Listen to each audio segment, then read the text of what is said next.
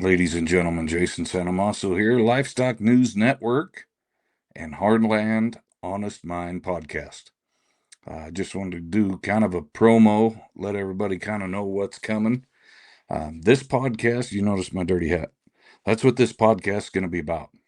It's going to be real life, real people, and we're just going to talk through a wide variety of topics. Um, we're going to do a lot of focus on rural mental health. It's something very near and dear to my heart. I experienced some mental health struggles years ago. I managed to have an amazing family, wife, and kids to help me get through that. And I'm going to share my story because I think it's very important that we as grown men realize it's okay to speak our feelings. It's okay. Um, it's not something that was probably pushed upon us to do. In fact, we were told not to. We were told, don't cry, right? Don't cry, toughen up. Um, that's how we grew up. And I made the mistake of teaching my boys the same thing. Now they see me as one of the biggest crybabies in the world because I'll cry at the drop of a hat, and I'm okay with that. I'm okay with being emotional. I think it's very important. But I think the most important thing that we need to get through to ourselves is that it's okay to not be okay. And that's a line that my wife says a lot. She says it's okay to not be okay a lot. And my wife has been through hell and back with me as a husband, but mainly because of what her mom Sheila is going through with cancer. My wife and my mother-in-law have they've had to be okay with not being okay. And I don't know if there's two tougher people in the world because they have been through a lot and they have not been okay, which has been okay. But I think we as men need to get to that point. I think we need to be okay with not being okay and be okay with discussing our feelings. I think that's huge for our mental health, but it's also huge for our family to see the real us and that we're not these big, tough, masculine men all the time. Yes, we have to be. We have to take care of our families. We have to take care of our jobs. So yes, we have to be tough, but it's okay to not be at times. And I'm a prime example of not being at times. I've I went through a big bout of depression and anxiety several years ago. I had some health issues. I lost 30 pounds in a month. Doctors couldn't figure out what it was. I think a lot of it was anxiety and depression, but I think I did have something wrong with me. I've managed to work through it, again with the help of my amazing wife Camille, because without her I wouldn't have made it through that. I'll never be able to thank her enough. And as we go, we're gonna get into some things that I've read, some things that I went, wow, that article that guy just wrote, that was completely about me and aimed at me, which it wasn't, but my feelings were what he was feeling, and it was an eye opener for me to understand what I was kind of going through. And it took a long time to work through it, guys. It's not something that just happens and it goes away. Um, I still deal with it at times. We all get overwhelmed. We all have this pressure. And in this dark world that we live in now, we have a lot more pressure. And I don't know that we all know how to deal with it. And I kind of think back to, if we can't deal with it, just think what our kids are going through right now. These kids don't know how to deal with a world like this, a world full of hate. Um, it's scary for us as grown men and grown women. Imagine what these kids are going through trying to figure this out. It's scary, and it's scary that kids have to grow up in this world, and we have to make ourselves okay before we can make anybody else okay, and we have to love ourselves before we can love anybody else. And those are just some things that we're going to talk through. You may agree, you may disagree, you may think down on me for some of my point of views. And you know what? That's plumb okay. We live in America. That's the greatest part of this country is that we can have differing opinions. What's not okay is to put other people down because of our differing opinions. Okay, let's have different opinions. We can't ever get to a resolution or an understanding of other people if we can't talk through our differences. And we as a country have lost that. And here's probably one of the first things that you're going to disagree on me about. Uh, I believe this came from people saying we don't talk about religion and we don't talk politics in this house. And I get that to a point, but I think that's kind of where we may have lost the ability to discuss those kind of things. Do you agree? Do you disagree? Let me know. Um, I think that's part of we forgot how to learn how to talk as adults about our differences.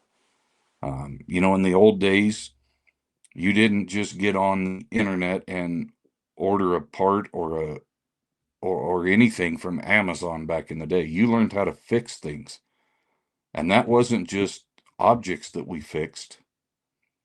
That wasn't just everyday items that we fixed. And I say we, I don't mean we because we're not in that generation. But the older generation learned how to fix things, their equipment, their fences, and most importantly, their relationships and their relationships with their wives, with their kids.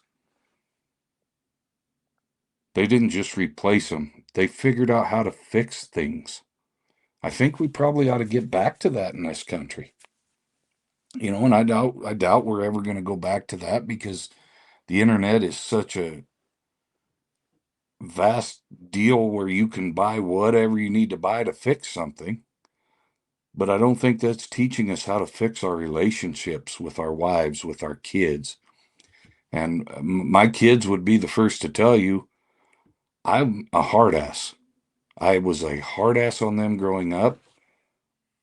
I didn't want my kids to turn out to be turds. I wanted them to be tough. I wanted them to be able to find solutions to problems. So I was a hard ass on them. And I'm glad I was to a point, but I think I was probably a little extreme. And maybe some of you feel the same. Um, if I could go back and change things, there'd be a lot of things I'd change in my parenting style. And I know there's a lot of you out there going to argue and roll your eyes at that. And I can probably imagine the ones that are. And if that just made your head pop up, maybe you need to rethink how you think. Maybe we all need to rethink how we think. I've got a list over here of things that I wrote down the other night when Camille and I, there's nights we just want to sit and listen to music. We don't want TV on. We just need to decompress, I guess you would say. And sometimes when I get into some of them songs that really hit the feelings, you just stop and think. And I've got a whole list of things that I want to cover on this podcast.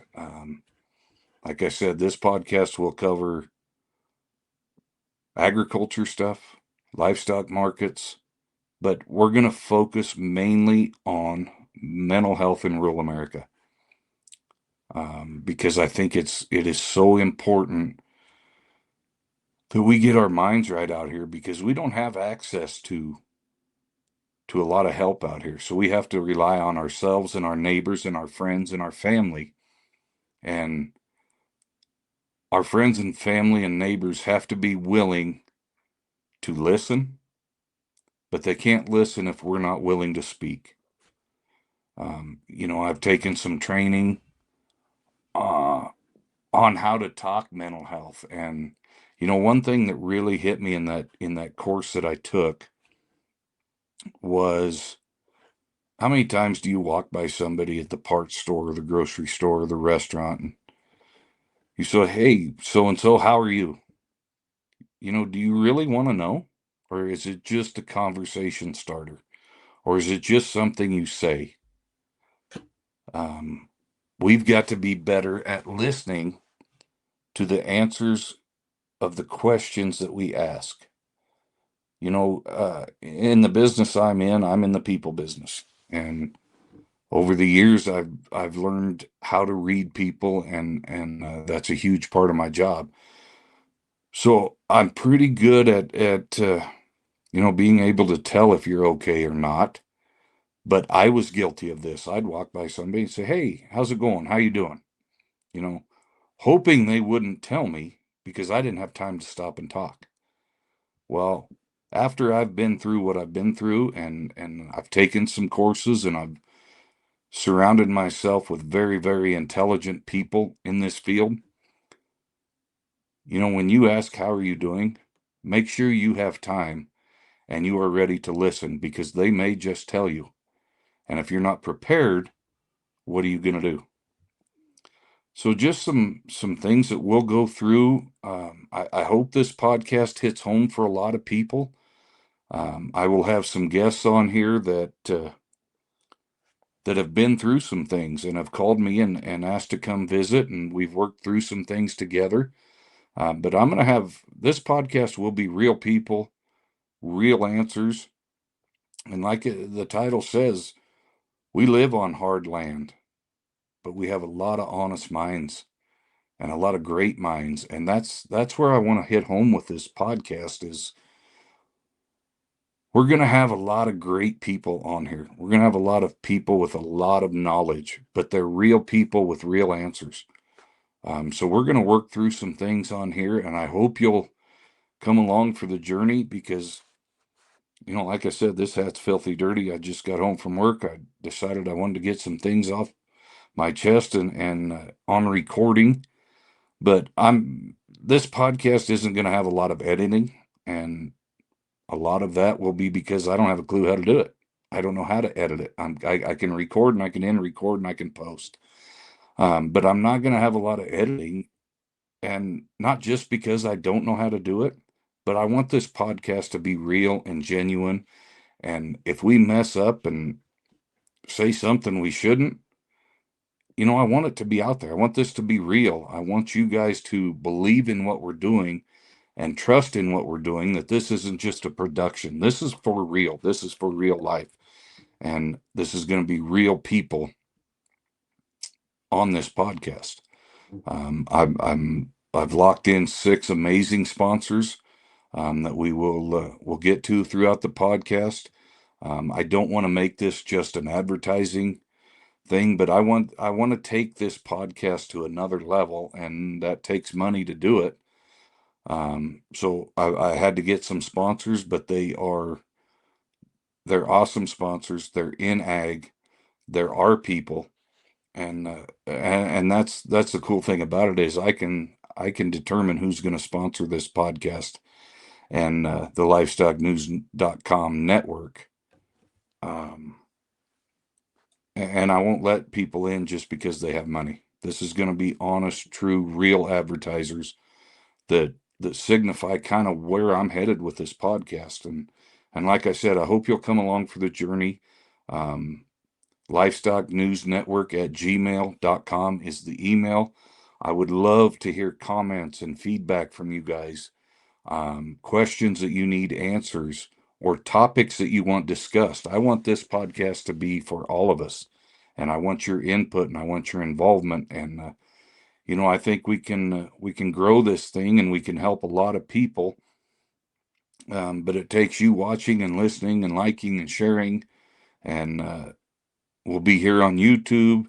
I will put the podcasts on Spotify and Apple Podcasts and all that kind of stuff. But I want the video up on YouTube because I want you guys to see that these are real people, living real lives and real problems and finding real solutions for those problems. And if we can help just one person out there that's struggling, that doesn't think there's anywhere for them to go, that nobody is experiencing what they're experiencing, I guarantee you there is thousands upon thousands that are going through the same thing and that are just looking for somebody to talk and somebody to listen. And those of us here at Hardland Honest Minds, that's what we're wanting to do. we will be here to listen. So again, livestocknewsnetwork@gmail.com is how you can contact us. I would love to hear from you. I'd love to have emails from, I don't care if I have to stay up all night, open 10,000 emails. We will do it because we want to be here, and we want the topics covered that you guys want covered. This isn't just my show. This is going to be our show, our community, our state, and our country. I want everybody involved. And you may scoff when I say this will be for our country. I hope it gets that big because there is millions upon millions of people that need to hear honest talk about what real honest people are going through. And that's who's going to be on this show.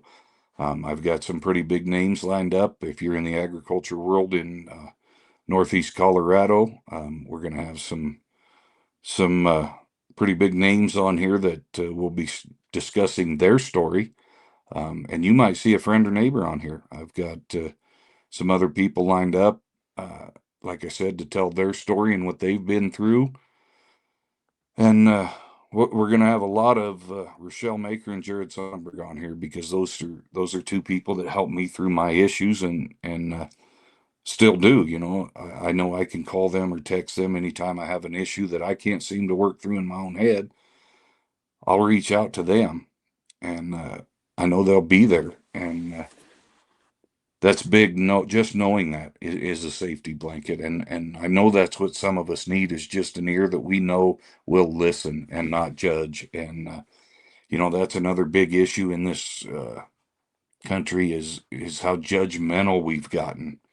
I mean, if we don't agree with somebody, well, then by God, they're a dumbass or they're an idiot or and I'm guilty of that as well. I've had to work really hard at changing my way of thinking, but man, we've gotten judgmental, haven't we? This is it's to a point where some people are extremely judgmental because of their last name or because of their money in their bank account or just because they think they're better than other people.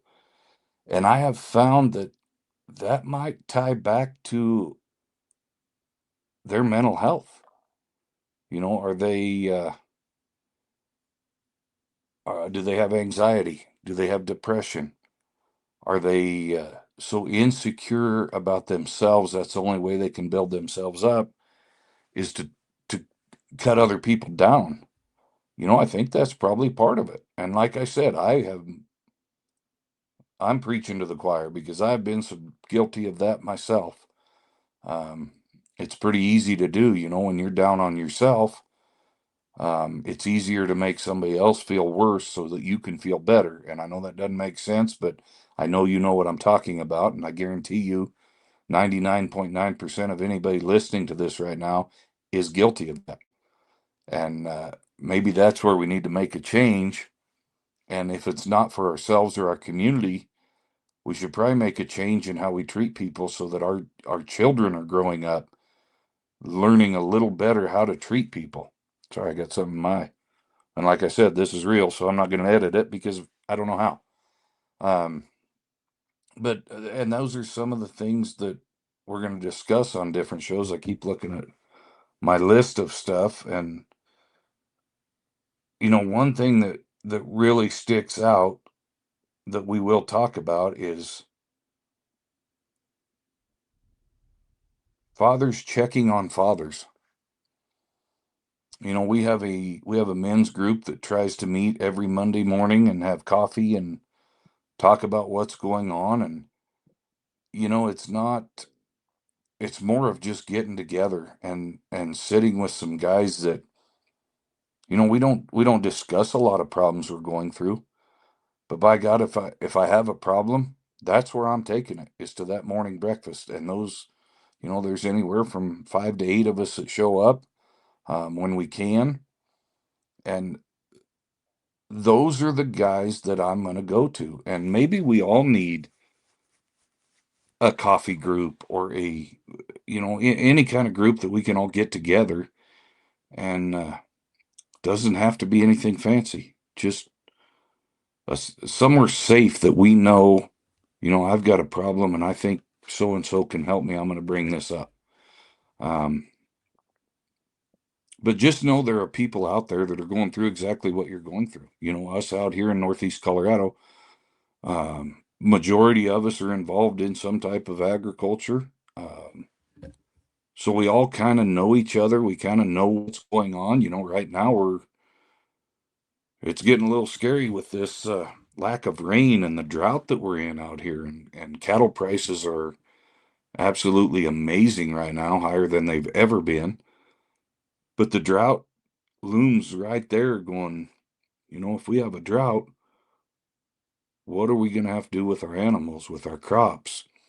So there's plenty of us out there that are going through, you know, I don't raise livestock of my own other than if you consider my wife's funny farm in the back, with too many cattle and 3 goats. And yes, part of it's my fault for buying them, but I don't raise livestock. I don't have that stress that a lot of you are going to have in raising your livestock and crops. But I probably have as much stress as you in knowing that I'm responsible for your livelihood and for some of you for your one paycheck of the year. So we're all together in the stuff that we're doing. It might just be a different aspect of agriculture, but let's all come together. Let's make this podcast go where I want it to go and reach the people it needs to reach. And you know, one thing I'm gonna let you know is suicides in agriculture are right at or have surpassed veteran suicide. Stop and think about that for a minute. You know, we've lost some ag members in this community to suicide, and you know, I wish I knew back then what I know now. And could we have helped them? Maybe, maybe not. But that's just a tool that we all need to have is the ability to help, the ability to mainly listen. That's all some people are looking for. Is just somebody to listen. Um, you know, when I went through what I went through health wise and the anxiety and depression, I told my wife several times, you know, it's not that I don't want to live, it's that I don't want to live like this anymore. And no, I never got to the extreme. I never got to that point. That's not to say I couldn't have, but I know there's a lot of you feeling that same way. It's not that I don't want to live. It's that I don't want to live like this. I don't want to feel like this. I don't want to hurt. I don't want to be sick. And, you know, I've got a really, really, really good friend that I went to high school with that we've talked about that. And she's gone through that and thought the exact same thing. So right then I knew I wasn't alone and she wasn't alone. And I've talked to a couple other guys that have kind of said the similar thing that it wasn't that they didn't want to live. It was that they didn't want to live the way they were living, the way they were feeling. And it was tough. I had a guy call me after the last podcast that we tried to do and didn't work out for me, which is fine. I think this one will be better and better suited for me and where I want to go with it. But told me that, you know, listening to that podcast and listening to me tell my story took the gun out of his mouth. And that's powerful. And right then I went, okay, there is a need for this. And God maybe put me in this position to help facilitate this. I hope I can do a good job. It's overwhelming, but it's something that I'm very, very passionate about. And, you know, if you guys are looking at me and I'll keep looking around, I'm just thinking I don't have notes. I have my notes of podcasts that I want to do, but this is just off the cuff, sitting here trying to trying to get this started. And I think it's going to be huge, but I'm going to need your help, and I want your help. I want your input. I want your ideas of what you guys want on this show. And you know, if we can do it, we'll do it. I definitely don't claim to be the smartest man in the world, but I will find people that can help us get through whatever you want to see on here. Um, I read an article back when I was kind of going through some things that, oh, and I put it away, so I got to pull it out of my drawer. But it's called Nine Things to Know If You Love a Guy with Low Self-Esteem. And I read that, and that's the article I was talking about at the beginning. That, boy, I think he wrote that about me. Um, and I know some of you are probably going, well, you've never had low self-esteem, but yes, I do, and I still deal with that. You know, like my wife said, she said, I would have never known this because you walk into a room and you own it. Well, that's part of my job as an auctioneer, and I have to control the crowd and I have to be on my best. But even to this day, not near as bad as it used to be. But walk in to do a fundraising auction or start our auction on Wednesday on sale day at Sterling Livestock. I have butterflies and I'm nervous and you wouldn't be able to tell it. I can hide it really well, but honest to God, I'm one of them guys with low self-esteem, and I've worked really hard on building that up, and my wife has been right by my side and getting that done, and it's getting a lot better, and I'm a lot better than I was 5, 6 years ago. But reading that article taught me some of the reasons why I was doing some of the things I was doing, the way I was feeling. So it was huge, and we'll get into that article, but maybe that's something that you guys are feeling, uh, not really knowing that could possibly be low self-esteem. And that's why you feel the way that you do, that you act the way you do.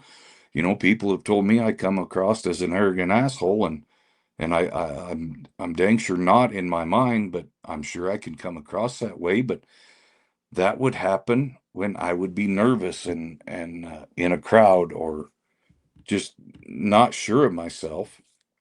I'm sure that's how I come across, but I assure you that's not the man I want to be remembered for, and that's not the legacy I want to leave.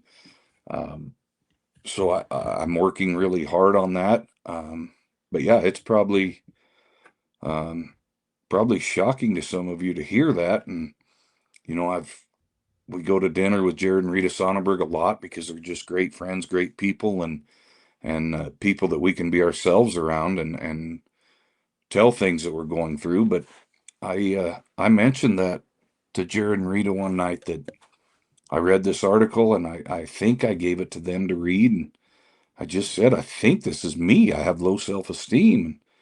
And Rita said to me, are you kidding me? You kind of the same as Camille. You walk into a room and you own it.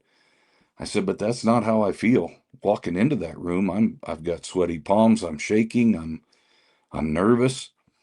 And like I said, I've been able to overcome a lot of that, but it's still there to a point, especially, on big sales when you've got a lot of cattle coming and I'm not real sure that I'm the guy that can get that done for our awesome consigners, but I dig deep and I do the best I can. But look into that, and we'll get into that article, but look into that. Is that maybe something you guys are feeling? Low self-esteem. Um, when we go through the nine things that he lists, and before I read that, I got to check legalities of all that, and that's things I'm gonna have to get into as well.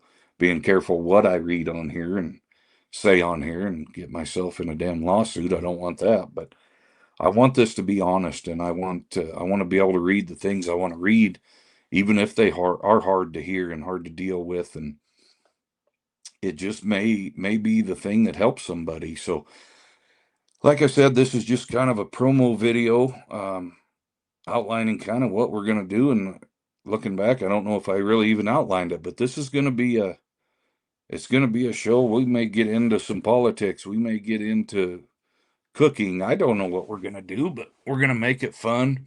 We're gonna make it honest, and we're gonna make it fit everyday life, because I think that's where we need to head with this podcast. Is just let everybody know that you have friends and family and neighbors out there that are going through what you're doing, what you're going through every day, and we're gonna make it. We're making it through this, and we'll get through the crazy world. I'm sure 50 years ago things went on and people went, boy, this world is going to hell.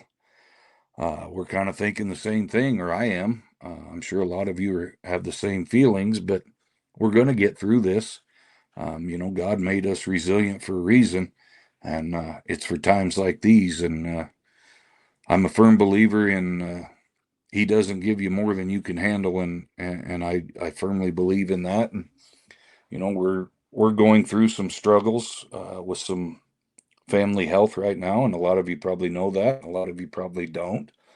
But we're going through pancreatic cancer with my mother-in-law Sheila right now, and Camille and I still think God doesn't give you more than you can handle, and He's going to help us through this.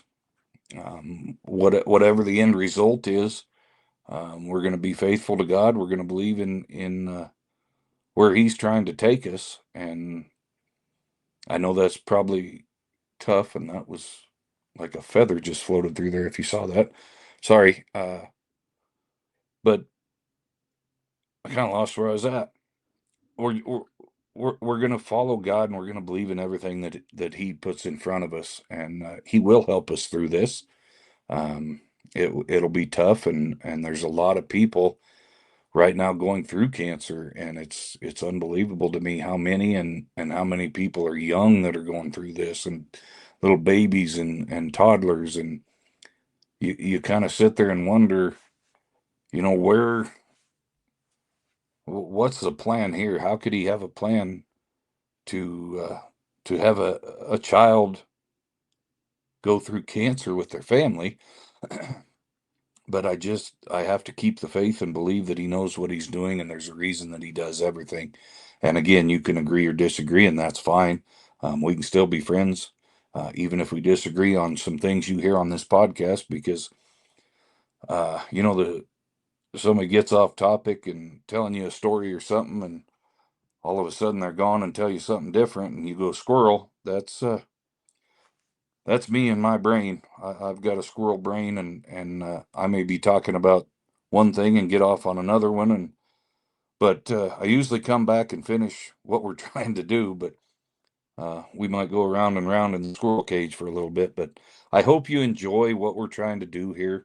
Um, I hope you'll support us. I hope you will like us and share the YouTube videos, and when we get to announcing sponsors, please support them. And if you do support them, let them know that I sent you. That way they know that their money's going to a good cause, and not just into my pocket for no good, because that's definitely not what we're trying to do. We want to give them all the bang for their buck that they've spent, and we'll get into that. But I wanted to just come on, do this little promo video, put it out there. You guys let me know. Again, I'll give you the email address. It's livestocknewsnetwork@gmail.com. Once we get rolling, we'll have the website set up. You'll be able to contact us through there. And when we get, like you see at that bottom scroller, and just so y'all know, I did the background and the scrolling and all that. I figured it out. Kind of proud of myself because I'm not very good with technology. I usually have to have one of the kids help me, but livestocknewsnetwork.com. We're going to have a lot of agriculture news on there. We'll have livestock reports. We'll have a lot of people on the podcast to do livestock podcasts as well. We'll have some great minds in the livestock industry. But that you'll have some opportunities to advertise that way as well. If you raise bulls or sheep or goats and you have a special sale coming up, get a hold of us because we'll advertise for you. We'll have a special event or sales page that will have all of the events that get sponsored on there. It doesn't have to be a livestock thing. If you've got like we'll have the meat in coming up here in March, we can advertise things like that. Whatever you want to get out to the public, we're here for you, and we'll have an advertising avenue for all types. And but yeah, livestocknewsnetwork.com.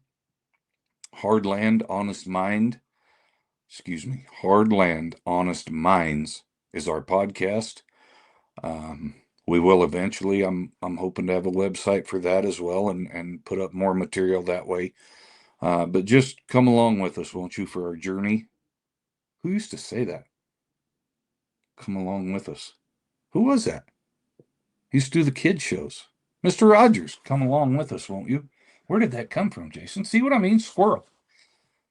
Follow us along with this podcast. Help us grow this podcast.